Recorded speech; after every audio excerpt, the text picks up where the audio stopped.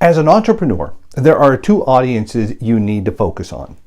One is your customers, and the other, your employees, specifically your company culture.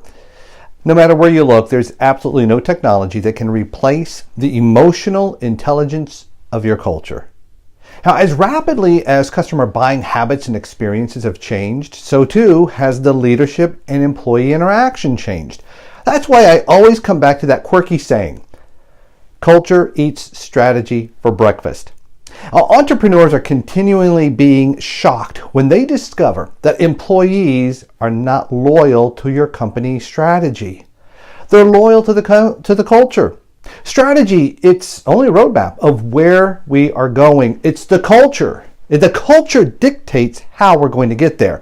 Culture outlines how employees and leaders work together towards those goals, how we treat each other in good times and in bad. It outlines how we as an organization overcome obstacles and how we celebrate our victories together. It's these values, whether they're good or bad, that your customers will ultimately experience. So here are the top 3 ways you're hurting your company culture and how you can correct them. Number 1, you have not purposely created your culture. Now I say purposely because look, whether you're just starting out with 3 employees or you've grown to over 500, you've got a culture. Now, if you do not purposely create your culture, it's going to grow on its own. Man, and if that happens, you have no clue what you're going to get. Here's what you can do to correct this. Start taking deliberate action and set aside time to watch and to listen to your staff, how they interact with each other. Make note of the actions and behaviors you want to see more of, as well as the actions and behaviors you want to stop seeing. Why is this important? Because it is those very actions and behaviors your customers will be seeing and experiencing themselves. Narrow your list down to no more than 5 items that you've witnessed. Then, on a consistent basis, communicate to the entire organization what your expectations are, what you want to see more of, and what you want to stop seeing. And if it's necessary, tell them what you want to stop even hearing. Now, above all else, make sure you and your leadership team are true examples of these values. In other words, you're going to have to walk the talk. Number 2, you rely on other employees to take care of your negative culture. Man, I have seen this one backfire big time. This is when leaders, they start to pair positive employees with negative employees, and they hope that this positive employee is going to turn the negative employee around. This almost never happens. In fact, the opposite usually happens. The toxic employee starts to infect the positive employee. They start turning that positive employee negative. You should be rewarding employees who display your values, not punishing them by pairing them with others that don't reflect your company values. The job of coaching negative employees to understand your values is on the shoulders of your leadership team. Here's what you need to do. Stop doing it, okay? Have the leadership team hold employees that do not display the values that you want. Have them start holding those employees accountable. Now, granted, look, not everyone's going to display company values 100% of the time, all the time, because we're only human. Now, that said, if the employee is displaying the actions and behaviors that are toxic to the workplace, and after you've tried coaching them towards the values that you want them to display, they refuse to do it, you may have to remove them from your company.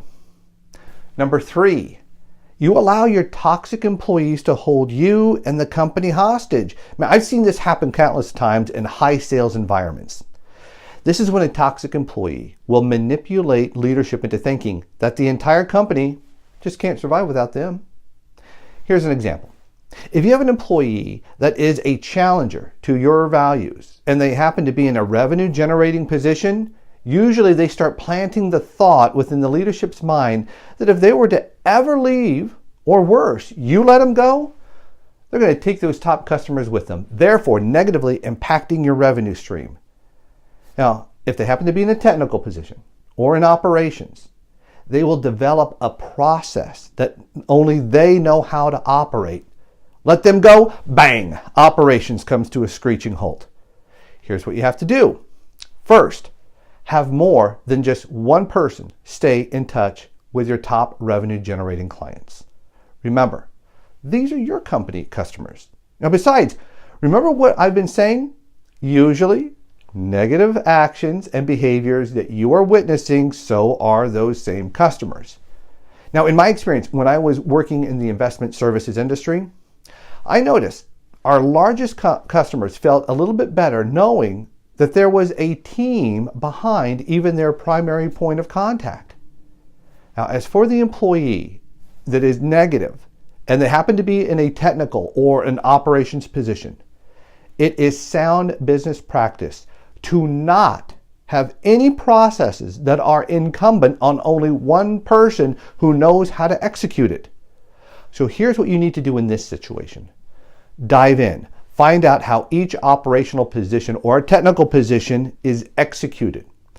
All processes should be clearly documented and from time to time audited just to make sure that they're being followed by everyone. This removes concern that if a key person, whether they're positive or negative, should leave, they don't take that position with them, leaving you to have to start all over again from scratch. So there you have it, leaders. 3 ways you're hurting your company culture and what you have to do to correct it. But let me be cautious. If you, the leader, do not purposely create and communicate what the values of the organization are, you can't hold anyone accountable to them. Well, leaders, I'd like to hear your feedback. What are some of the tactics you've done or maybe you've created to help turn your company around in a culture section? I'm Mike Temple, Director of Temple Executive Coaching, and thanks so much for watching.